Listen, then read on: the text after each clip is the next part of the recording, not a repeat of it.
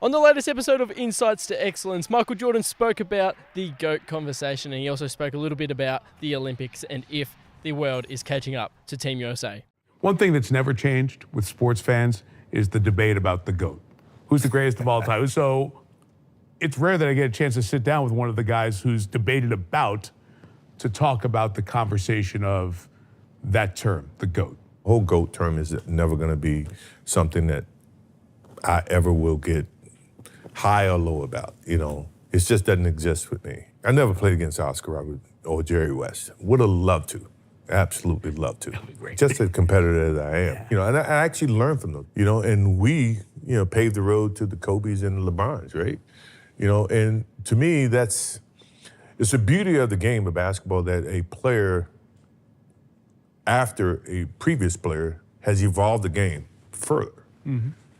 But don't then, in essence, this is the way I look at it, you know, don't then now use that against the player that actually taught you the game or that you learned from. Yeah, and that's why I have a tough time. And, you know, look, I would love to have played against LeBron and, you know, Kobe in my prime. You know, I would love to have played, you know, against those guys. But we'll never be able to know that. Part of the marketing, part of the hype, part of the things that tries to elevate one generation above the other, right. I think it creates animosity. I have no animosity against today's players, but you do have certain players that do have animosity because of the forgottenness of what their contribution has been to the game of basketball. It is what it is. It is a empty comparison. It's a absolutely never find that the true answer to that question. It's a circular conversation. It's just going to keep You're going. Never gonna get and the right I understand. Answer. But it's great to talk about. 100% to talk about and envision. Look, I think LeBron has had an unbelievable career, and I admire him for what he's done. You know, and Kobe as well as KD and all these guys who have played in this era. I think they've elevated the game of basketball tremendously. I just don't agree when you start, you know, trying to put one above the other. It doesn't work. We'll never know. It creates more of a problem from, you know, not for me. I've never given it credence.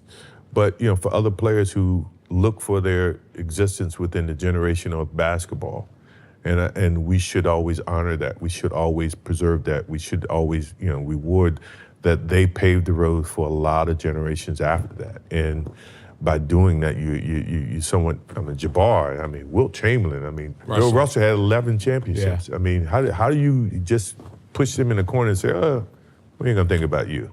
You know, we forgot about you. You know, that to me is where I get lost. The international growth of the game. Yeah. I'm thinking of 2028 in the LA Olympics. Yeah. And the US at home may have a tough time in basketball winning the gold medal based on the way the rest of the world, you're rolling your eyes at me. Yeah, only because I think, you know, basketball is so strong in the United States. I think there's no way we should lose. All right, but it's not back to 84. It's no. not back to your teams, right? And that dominance. It has evolved. Okay, and watching those guys play for their national teams. It's all huge. It's great, right? It's all huge. That's basketball you probably love watching. Yeah, right? that's very genuine. That is no money involved. It's pure passion and dedication to the country as well as to the game. Right. What has that Olympic experience done for you? To me, it changed my name from Mike Jordan to Michael Jordan.